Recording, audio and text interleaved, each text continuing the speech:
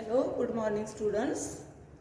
Now we have to study the next point in this topic, units and measurements, that is uses of dimensional analysis. तर आतापर्यंत आपण dimensional अनालिसिसची दोन युजेसचा study केलेला आहे. आता आपण थर्ड यूजचा स्टडी करणार आहे. तर third use of this dimensional analysis आहे to find the conversion factor between the units of same physical quantity in two different systems of units.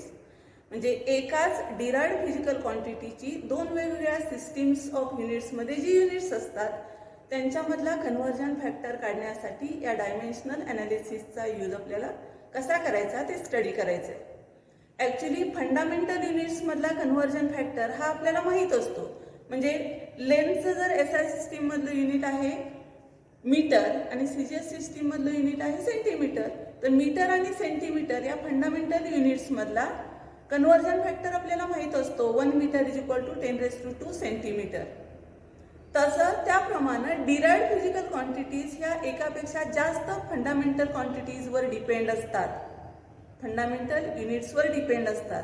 मग या डिराइव्ड क्वांटिटीची जी वेगवेगळ्या सिस्टीम्स ऑफ युनिट्स मधली जी युनिट्स असतात त्यांच्यामधला कन्वर्जन फॅक्टर डिटरमिन करण्यासाठी या dimensional अनालिसिसचा use कसा करता येतो ते आपल्याला स्टडी करायचे. तर will study the conversion factor between the units of work in SI and CGS systems. तर वर्कचं SI सिस्टीम मधलं युनिट आहे जूल आणि वर्कचं CGS सिस्टीम मधलं युनिट आहे अर्थ.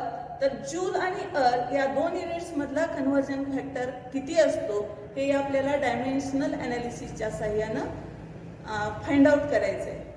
So let us consider 1 joule is equal to x erg. So x is the conversion factor between these units joule and erg. Then we know dimensions of work. Dimensions of work are m⁻⁴, l⁻², t⁻². वर्कची dimensions असतात m⁻⁴, l⁻², t⁻². मग या equation मध्ये जूलच्या ऐवजी वर्कची dimensions लिहायची, अर्थच्या ऐवजी पण वर्कचीच डायमेन्शन्स लिहायची. फक्त डायमेन्शन जरी वर्कची सेम असली तरी वेगवेगळ्या सिस्टीम्स ऑफ युनिट्स मध्ये आहेत हे रिप्रेझेंट करण्यासाठी आपण वेगळा सिम्बॉल काहीतरी यूज करूया.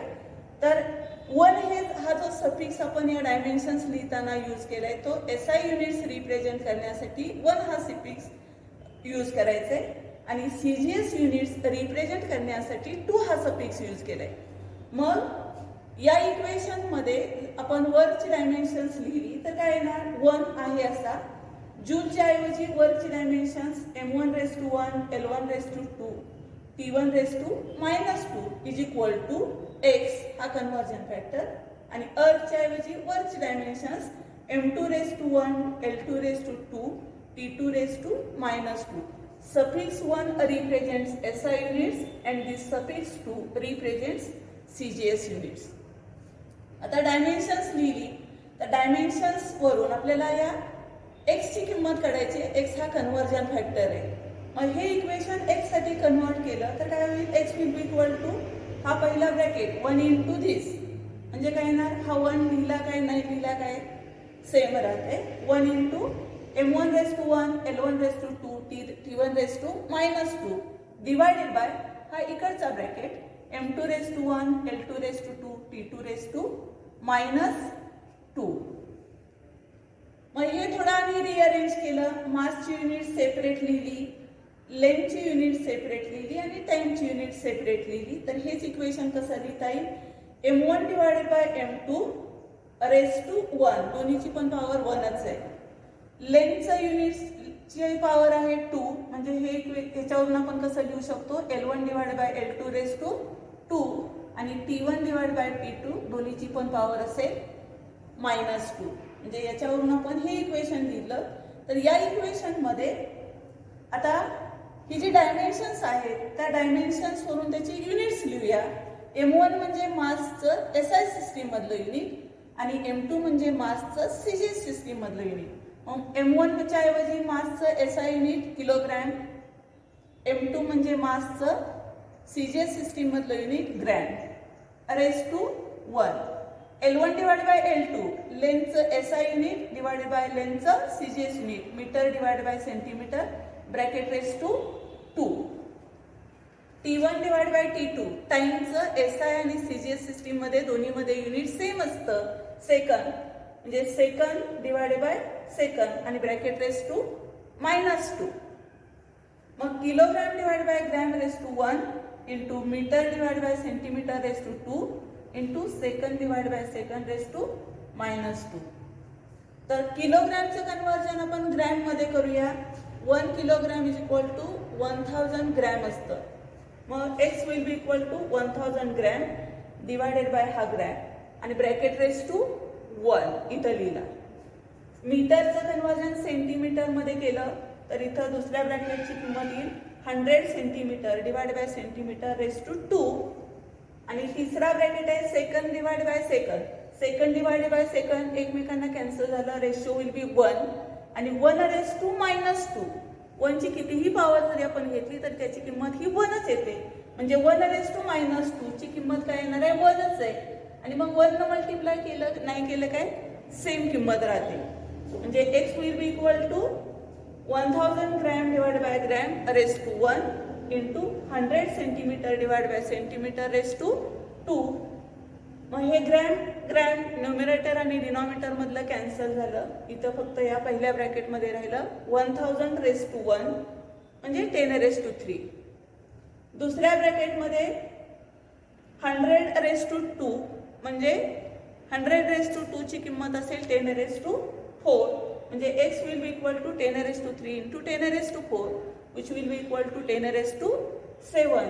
म्हणजे या कन्वर्जन फॅक्टर x ची किंमत आली 10 raise to 7. It means that 1 joule is equal to 10 raise to 7 erg. So 10 raised to 7 is the conversion factor between joule and earth, that is 1 joule is equal to 10 raised to 7 earth. तर या पद्धतीने आपण dimensional अनालिसिसचा use करून एकाच physical क्वांटिटीची जी दोन वेगवेगळ्या systems of units मधली units असतात त्यांच्यामधला कन्वर्जन फॅक्टर डिटरमिन करू शकतो. तर हे झालं वर्कच्या दोन युनिट्स मधला कन्वर्जन फॅक्टर. अगदी सेम ह्याच पद्धतीनं आपण फोर्सची दोन युनिट्स घेतली, न्यूटन आणि डाईन. न्यूटन हे फोर्सचं SI सिस्टीम मधलं युनिट आहे, डाईन हे फोर्सचं CGS सिस्टीम मधलं युनिट आहे. तर त्यांच्यामधलाही कन्वर्जन फॅक्टर तुम्ही काढू शकता. फक्त फोर्सची डायमेन्शन्स तिथं तुम्हाला माहीतच आहेत, m⁻1 l⁻1 t⁻². तर दोन्ही बाजूला दोन्ही युनिट्समध्ये डायमेन्शन्स लिहून अगदी सेम ह्या पद्धतीनं न्यूटन आणि डाईन या फोर्सच्या दोन युनिट्समधला कन्वर्जन फॅक्टर डिटरमिन करू शकतो. तर 1 newton is equal to 10 raise to 5 dyne. तर ते तुम्ही होमवर्कला घरी तो कन्वर्जन फॅक्टर डिटरमिन करा. Okay, thank you.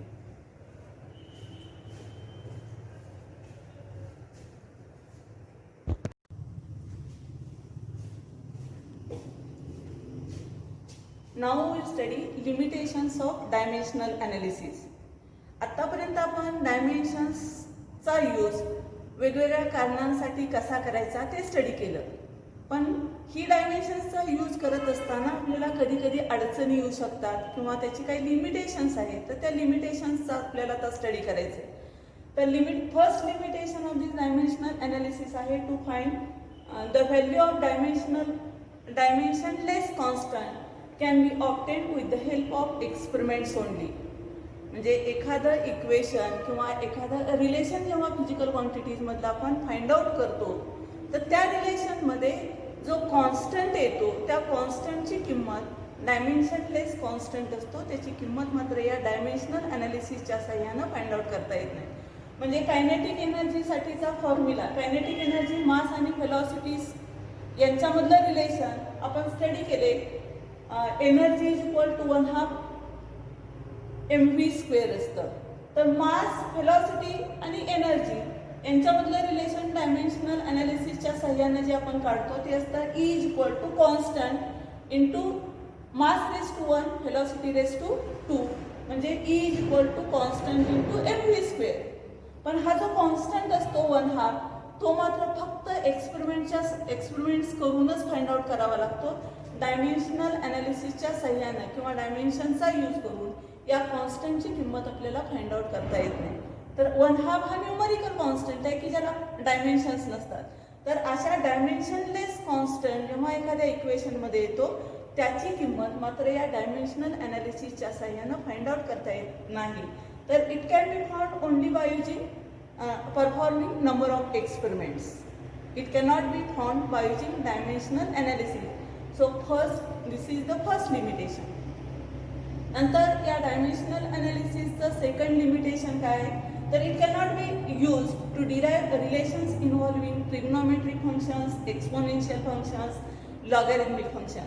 म्हणजे ज्या रिलेशन्समध्ये किंवा ज्या इक्वेशन्समध्ये ट्रिग्नोमेट्रिक फंक्शन्स असतात म्हणजे साइन थिटा, कॉस थिटा अशी ट्रिग्नोमेट्रिक फंक्शन्स असतील किंवा एक्सपोनेन्शियल फंक्शन असेल किंवा लॉगॅरिथमिक फंक्शन असेल तर अशा फंक्शन्स असणारी इक्वेशन्स ही या डायमेन्शनल अनालिसिसच्या सहाय्यानं फाइंड आउट करता येत नाहीत. कारण या फंक्शन्सना डायमेन्शन्स नसतात आणि डायमेन्शन्स नसतील तर मग त्याचा यूज आपल्याला त्या इक्वेशनमध्ये फाइंड आउट करता येत नाही. म्हणजे डायमेन्शनलेस ही फंक्शन्स असल्यामुळं ही फंक्शन्स त्या इक्वेशन्समध्ये कुठं येतात, कशी येतात ते रिलेशन आपल्याला फाइंड आउट करता येत नाही. So this is the second limitation. That means relations involving trigonometric, exponential, logarithmic functions cannot be found by using dimensional analysis.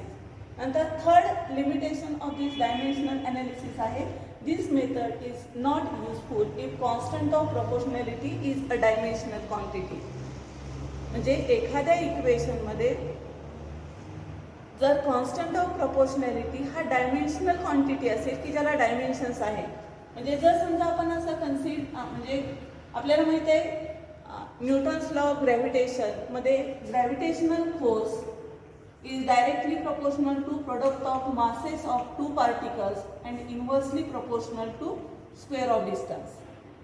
Gravitational force of attraction between any two material objects is directly proportional to product of their masses inversely proportional to square of distance between them. म्हणजे F proportional to m1 m2 divided by r square.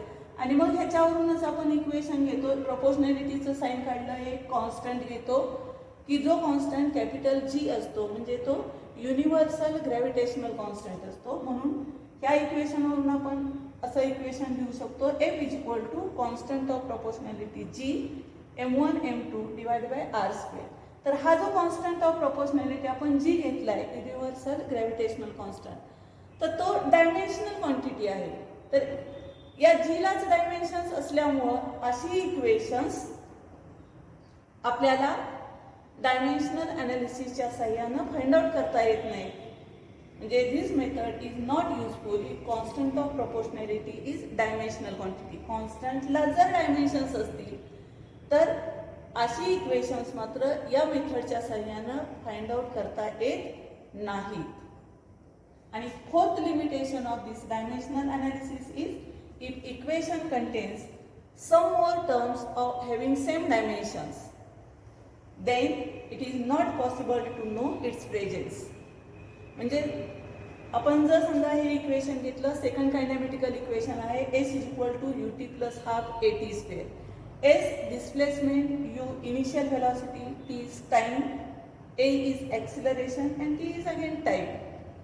तर या इक्वेशनमध्ये S ची dimensions u आणि t या गुणाकाराची u into t initial velocity आणि time यांची डायमेन्शन्स 1/2 at स्क्वेअर या सगळ्यांची डायमेन्शन्स सेम आहेत.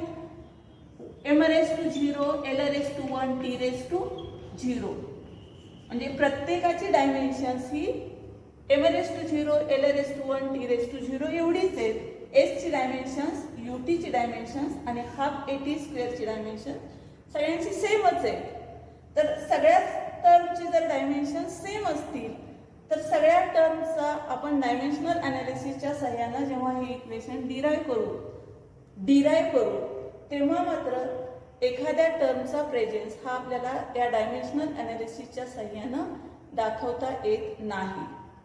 कारण आपण S ची डायमेन्शन्स आणि ut ची डायमेन्शन जर सेम असतील तर आपण एवढं पण बरोबर म्हणू शकतो डायमेन्शनल अनालिसिस वरून, कारण ह्याची डायमेन्शन्स आणि ह्याची डायमेन्शन सेम आहेत, पण ऍक्च्युली ती करेक्ट नाही. म्हणजे डायमेन्शनल अनालिसिसच्या सहाय्यानं एखादं इक्वेशन डिराइव्ह करत असताना number of terms having same dimensions असतील, प्रत्येकाची डायमेन्शन सेम असणाऱ्या नंबर ऑफ टर्म्स असतील, तर प्रत्येक टर्मचा एक्झिस्टन्स हा आपण या डायमेन्शनल अनालिसिसच्या सहाय्यानं दाखवू शकत नाही. हा झाला त्याचा limitation. So these are the 4 different limitations of dimensional analysis. Thank you.